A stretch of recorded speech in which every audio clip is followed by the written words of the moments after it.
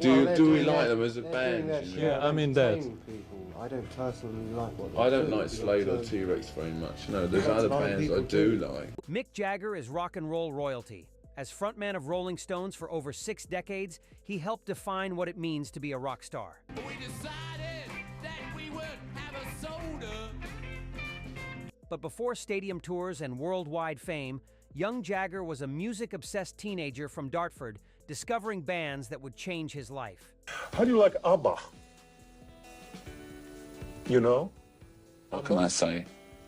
I don't want to be mean to the biggest Swedish group. He met Keith Richards at the train station in 1961, both carrying blues records. That shared passion launched the greatest rock partnership in history. These 6 bands shaped Jagger's musical education and inspired the Rolling Stones to become legends. From Chicago blues to British Invasion, here are groups Mick Jagger could watch forever. 6. The Crickets. Before the Rolling Stones existed, young Mick Jagger played Buddy Holly songs in his first band, Little Boy Blue and Blue Boys. Jagger told Larry King that Holly was a big influence on him as a songwriter.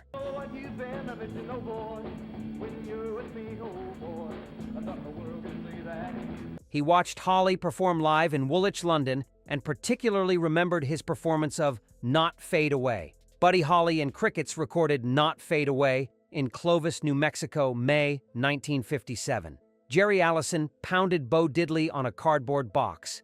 The song was the B-side of Oh Boy, but became a rock and roll prophecy. Holly was one of the first to write and perform his own music, setting examples that Jagger and Richards would follow. This one sometimes feel really good that, you know, when they come together that quickly and everyone falls in on their parts. Yeah. In January 1964, Stones recorded their version at Regent Sound Studios, London. Manager Andrew Oldham was convinced they would be successful after hearing what they did with it. Although it was a Buddy Holly song, he considered it like the first song Mick and Keith wrote because they picked the concept of applying the Bo Diddley thing to it. Brian Jones played harmonica, Jagger shook maracas, and Keith Richards pumped up Bo Diddley beat on 12-string acoustic guitar. Released February 1964, Not Fade Away became Stones' first top 10 hit, reaching number 3 in the UK. It was their first U.S. single, introducing them to American audiences. Cashbox called it a wild, freewheeling, full-sounding pounder that can take off in no time flat. The Beatles chose insect-related names as shout-out to Crickets.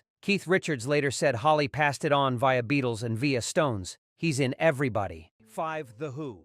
The Rolling Stones and Who emerged together during the British Invasion 60s. Who opened for Stones several times, and members became good friends. Both bands were recording at the same facilities. He recorded portions of Who's Next, including Won't Get Fooled Again, at Mick Jagger's Stargroves mansion in Hampshire using Rolling Stones' mobile studio in April 1971.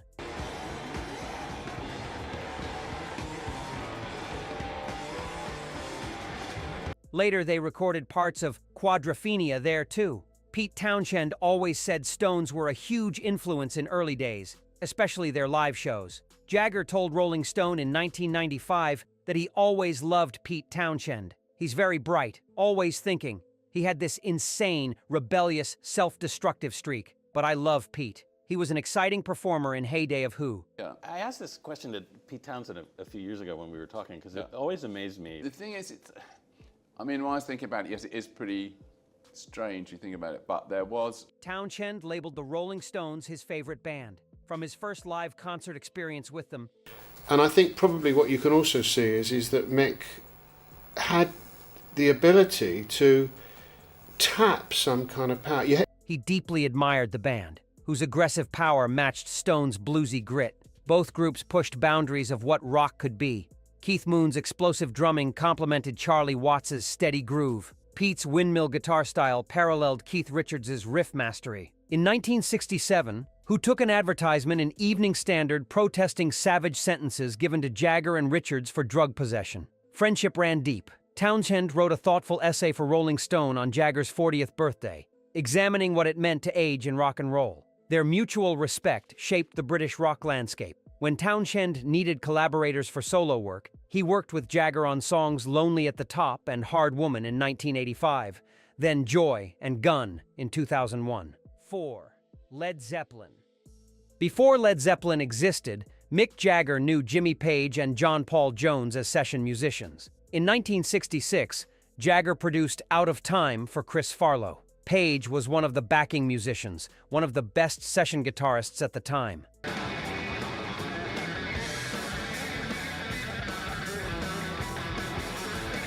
When he was very young, they used to play chess between takes. That's how Jagger met Jimmy and John Paul Jones, who was a bass player. 10 years later, they made this very successful band. The Rolling Stones and Led Zeppelin shared recording facilities throughout the 70s. When making Led Zeppelin 4, the band used Stone's mobile studio to record tracks like Rock and Roll. Later, Zeppelin recorded parts of Houses of the Holy and Physical Graffiti at Jagger's Stargrove's mansion. In 1974, Page recorded guitar on Stone's track Scarlet, which wasn't released until 2020. Page and Jagger jammed together outside their respective bands. We had a lot of interests in common apart from just being a band, you know. Jagger called Led Zeppelin a great thunderous racket.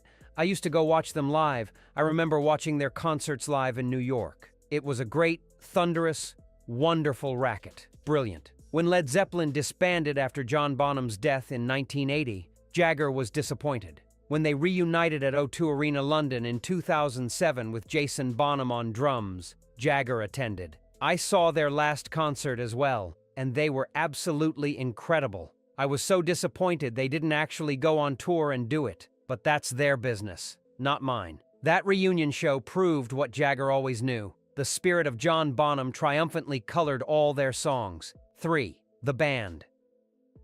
When Music from Big Pink dropped in July 1968, it stopped the rock world in its tracks. 5 musicians who had backed Bob Dylan released albums that sounded centuries removed from psychedelic excess dominating charts.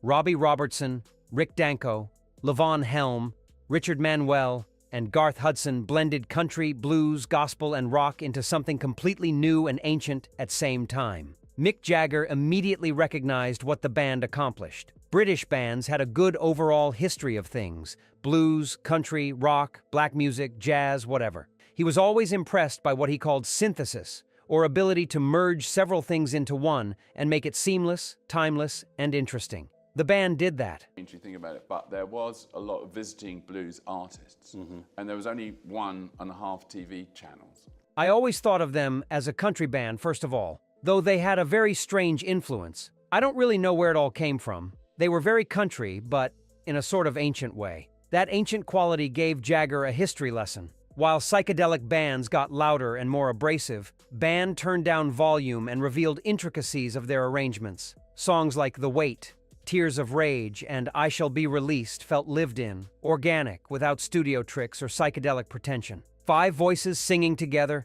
each ragged and weary, contributing on their own timetable. They played 12 instruments between 5 members. Eric Clapton heard the same thing and immediately disbanded Cream to form Blind Faith, then pursued a rootsier approach. George Harrison was profoundly affected. If it had that effect on Clapton and Harrison, imagine what it did to Jagger. Music from Big Pink proved that less could be more, that power came from subtlety, not volume, that authenticity mattered more than spectacle. Stones were already exploring similar territory, but band showed them a path. Their back-to-basics sound influenced an entire generation who realized the future of rock wasn't louder amplifiers, but deeper roots. 2. The Beatles.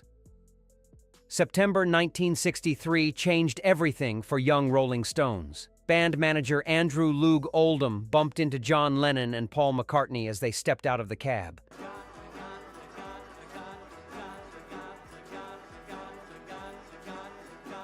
He invited them to the studio where the Stones were rehearsing. Stones needed material desperately. Their repertoire consisted exclusively of rhythm and blues covers. They had released only one single, Chuck Berry's Come On.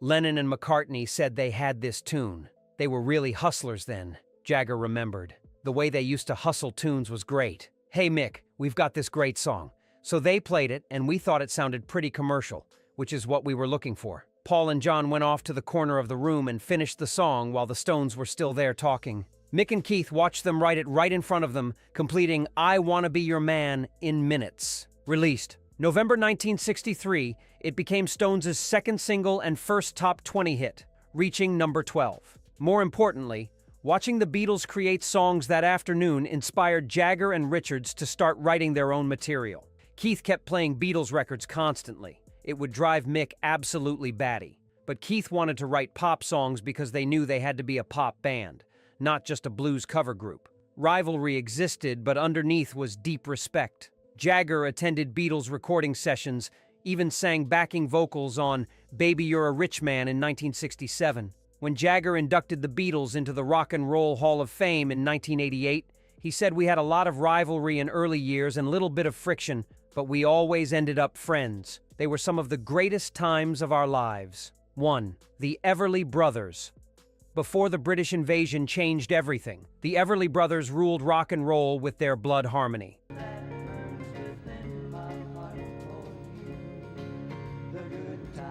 Don and Phil Everly blended country, blues, gospel, and rock into sound both modern and centuries old. Between 1957 and 1960, classics poured from them like waterfalls. Bye Bye Love, Wake Up Little Susie, All I Have to Do Is Dream, Kathy's Clown captured the youthful energy of the era while showcasing their seamless vocal blend. Fall 1963, young Rolling Stones opened for Everly Brothers on a package tour around England. 5 shows gave them front-row education in harmony and stage presence. Keith Richards called Don one of best rhythm guitarists he ever heard, describing their voices as almost mystical. That twin guitar sound influenced Richards and Pete Townshend profoundly. During Rolling Stone's legendary Exile on Main Street sessions in south of France, when Keith and Graham Parsons got together, Everly Brothers' Roots album was often playing during conversations and downtime. The Beatles almost named themselves Foreverly Brothers before settling on their legendary moniker.